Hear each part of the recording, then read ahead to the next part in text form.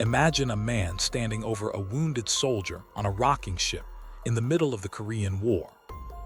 He holds a scalpel, but he has never attended a single day of medical school.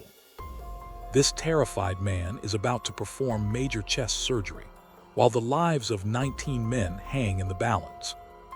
This is not a scene from a movie, but a real event involving Ferdinand Waldo Demara.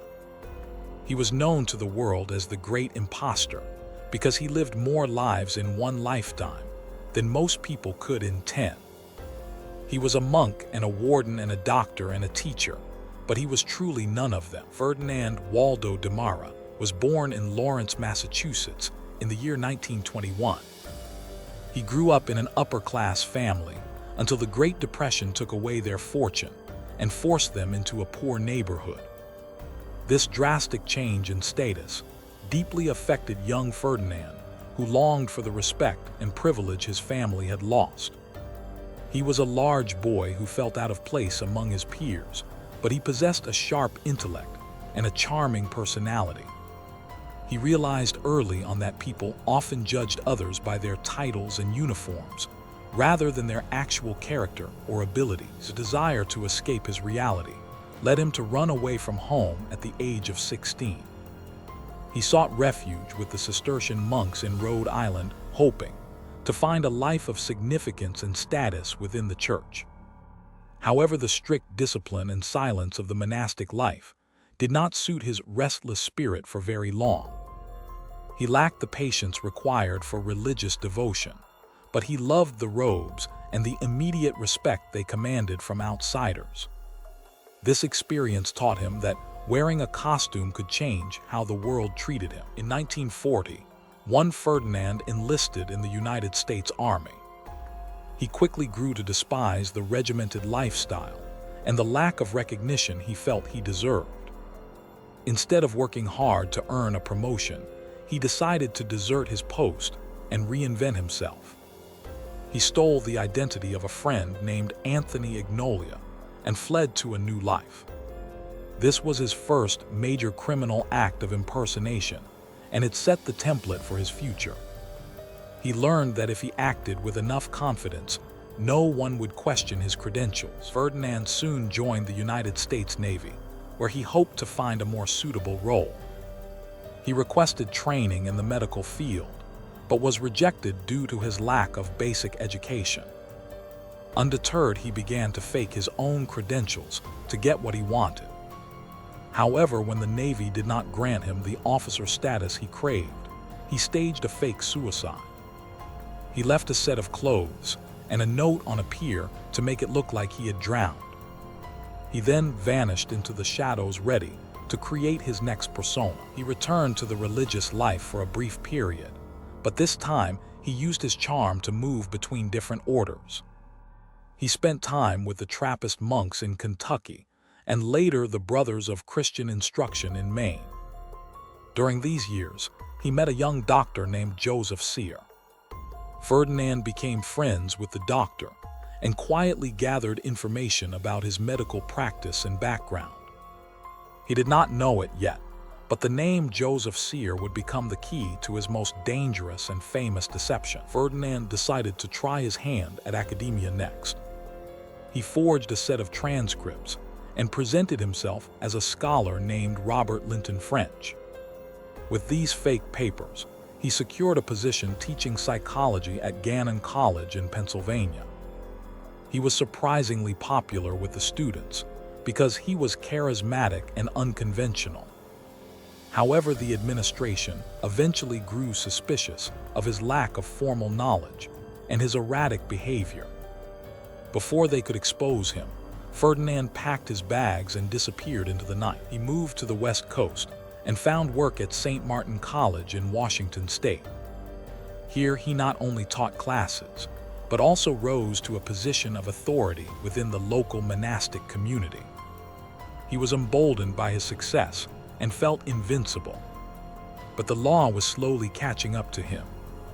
The Federal Bureau of Investigation had been tracking his trail of desertion and fraud. He was eventually arrested and served 18 months in prison for desertion. Most men would have stopped there, But Ferdinand was just getting started. After his release from prison, Ferdinand created a new identity as Cecil Hammond. He enrolled in law school at Northeastern University, but found the coursework too difficult and boring. He decided it was easier to simply pretend to be an expert than to actually become one. He turned his sights toward the field of penology and prison reform. He forged a new set of credentials and applied for a job in Texas. He was about to become a lawman. Using the stolen reputation of a real academic, Ferdinand was hired as an assistant warden at a maximum security prison in Texas. He was put in charge of the most dangerous wing of the facility. Remarkably, he was excellent at the job.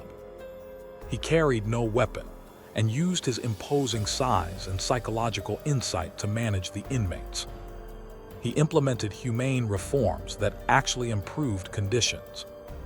But when a prisoner recognized him from a previous encounter, Ferdinand knew his time was up, and he fled once again. He returned to the East Coast and remembered his old friend Dr. Joseph Sear. Ferdinand traveled to Canada and presented himself to the Royal Canadian Navy as Dr. Sear. The Korean War had just begun, and the military was desperate for qualified medical officers. They did not look too closely at his papers. He was commissioned as a surgeon lieutenant and assigned to the destroyer His Majesty's Canadian ship Cayuga.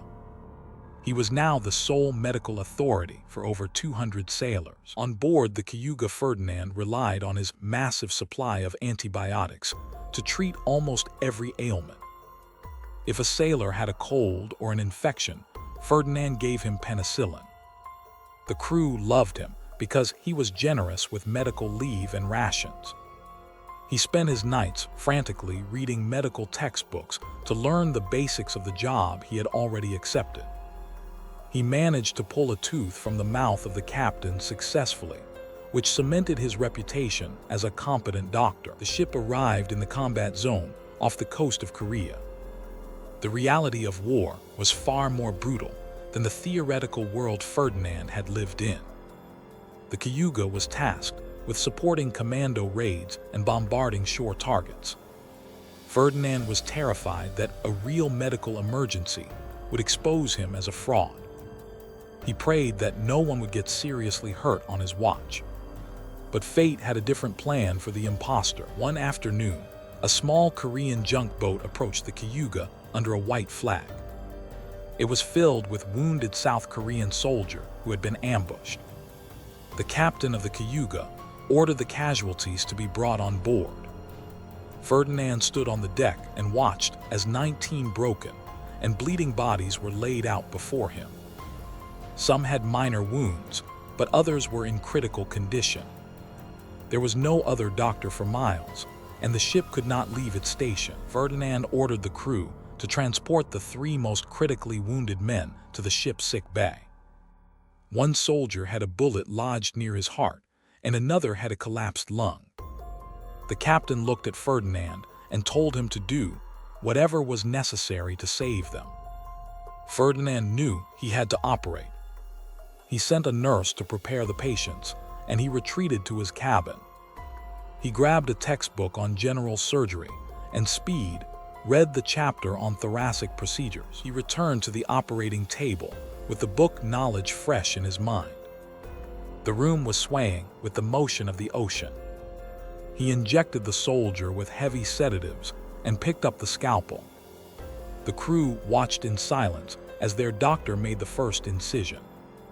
Ferdinand cut through layers of skin and muscle, just as the diagrams in his book had shown. He had to be careful not to nick any major arteries, or the man would bleed to death in seconds. Ferdinand located the rib that was blocking access to the heart. He used bone cutters to snap it and expose the chest cavity.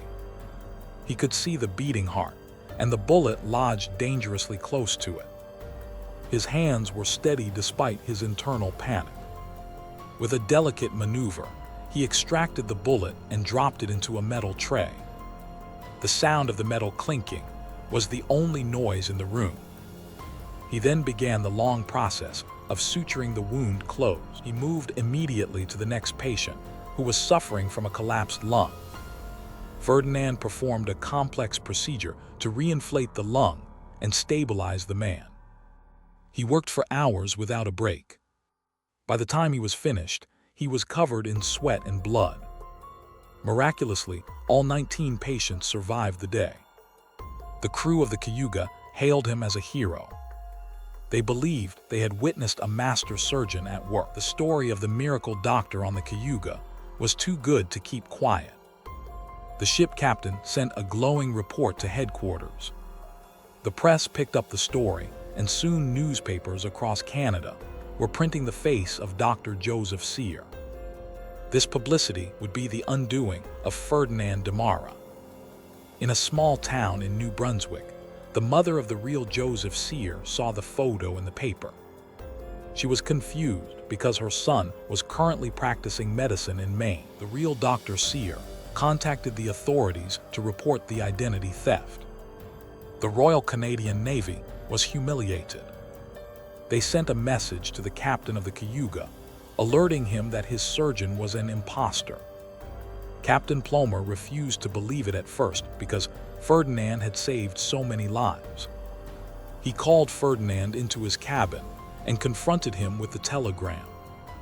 Ferdinand simply nodded and admitted the truth. He said he had done his best. The Canadian government decided not to press charges against Ferdinand.